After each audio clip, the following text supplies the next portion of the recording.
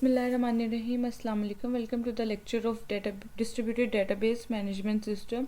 ये हमारा data distributed database का जो है लेक्चर नंबर 3 है और इसके अंदर हम लोग देखेंगे कि ये चीज़ें देखेंगे कि हम लोगों ने कि सेंट्रलाइज क्या होता है और इसके एडवांटेजेस और डिसएडवांटेजेस ऑफ सेंट्रलाइज डेटाबेस। तो अगर हम सबसे पहले बात करें सेंट्रलाइज्ड डेटाबेस, तो सबसे पहले बात करते हैं what is centralised database. Centralised database क्या होता है? It is a centralised database with a single database file eight one location in the network. Centralised database में आपके एक डेटाबेस फाइल होती है जो किसी भी नेटवर्क के साथ जो है वो अटैच होती है, यहाँ पर कनेक्ट होती है। तो उसके बाद multiple user can access this single database, it is called centralised database. Multiple user जो है एक सिंगल डेटाबेस को एक्सेस कर रहे होते हैं तो हम उसको सेंट्रलाइज्ड डेटाबेस का नाम देते हैं।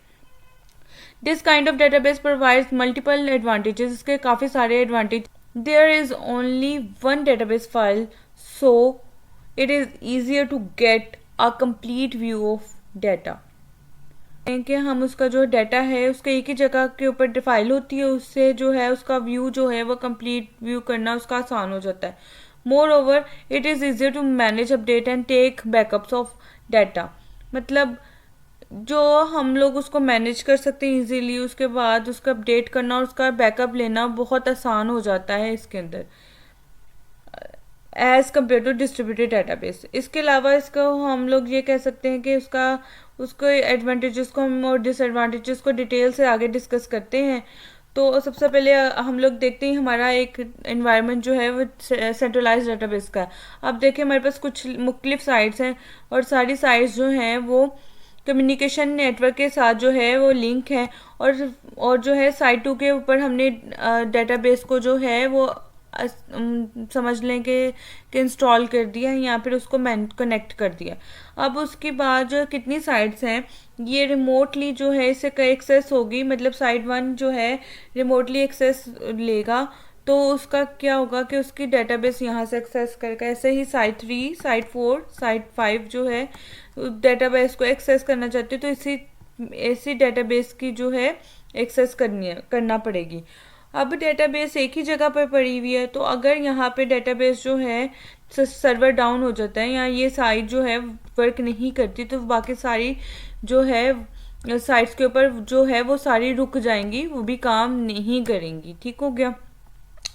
तो इसके कुछ एडवांटेजेस हम देख लेते हैं, इसके कुछ डिसएडवांटेजेस भी देख लेते हैं तो आपको क्लियरली पता चल जाएगा सेंट्रलाइज्ड इसके क्या फ़ायदे हैं और क्या इसके नुकसान आते हैं। तो सबसे पहले देखते हैं data integrity is maximised as the whole database is stored at a single physical location. This means that it is easier to coordinate the data and it is as accurate consistent as possible. तो data integrity जो है आपकी इसमें maximise हो जाती है कि आपका जो डाटा है वो एक सिंगल लोकेशन के ऊपर फिजिकली जो है लोकेट हो जाता है। इससे क्या होता है कि आपका जो डाटा है कंसिस्टेंट हो जाता है। अब data redundancy is minimal in the centralised data base. जब डुप्लीकेशन रुक जाएगी तो ऑब्वियसली आपकी जो डाटा रिडंडेंसी है वो कम हो जाती है। Since all the data is in one place there can be stronger security measures around it, so the centralized database is much more secure।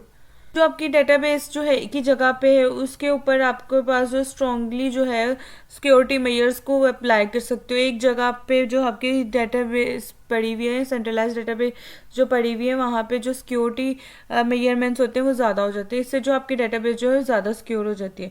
इसी तरह अगर हम देखें data is easily portable because it is stored at the same place. आपका जो data है उसका portable करना हो उसके लिए आपके इजी हो जाएगा कि आपका जो डाटा जो है एक ही सिंगल प्लेस के ऊपर पड़ा हुआ होता है। Thus, centralized database is cheaper than other types of database as it requires less power and maintenance.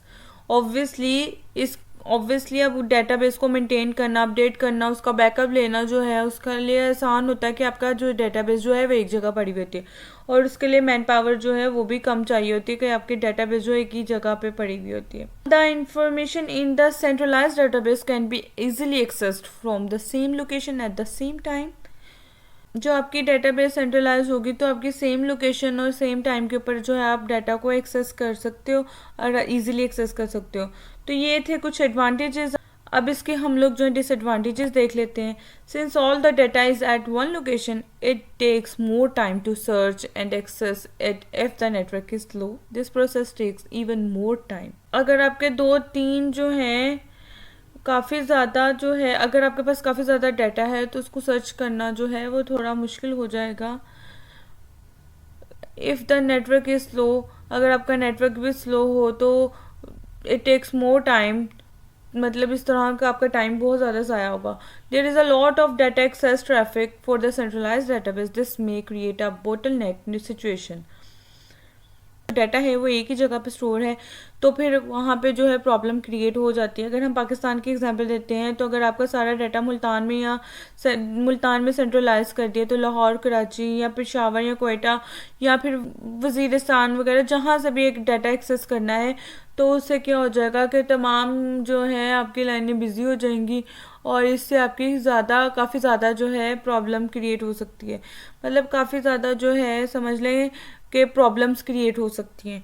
ठीक है, डाटा को एक्सेस करने की जो रुकावट्स आ सकती है। is at the same location if multiple users try to access it simultaneously it creates a problem. This may reduce the efficiency of the system. तो आपका जो डाटा जो है एक ही जगह पे या सेम लोकेशन पे पड़ा हुआ है तो मल्टीपल यूज़र जो है एक ही टाइम पे जो उसको एक्सेस करना चाह रहे हो तो फिर उसके लिए आपके लिए काफ़ी प्रॉब्लम हो जाएगी। तो फिर डाटा की जो है वो एफिशिएंसी को इफेक्ट करेगा। If there are no database recovery measures in place and a system failure occurs, then all the data in the database will be destroyed.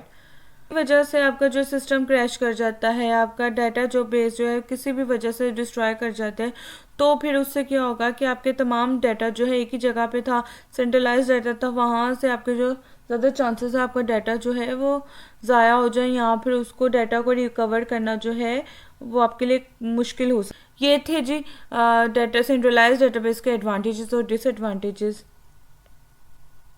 उम्मीद है कि आपको समझ आ गई होगी। तो नेक्स्ट लेक्चर के लिए अल्लाह हाफिज़।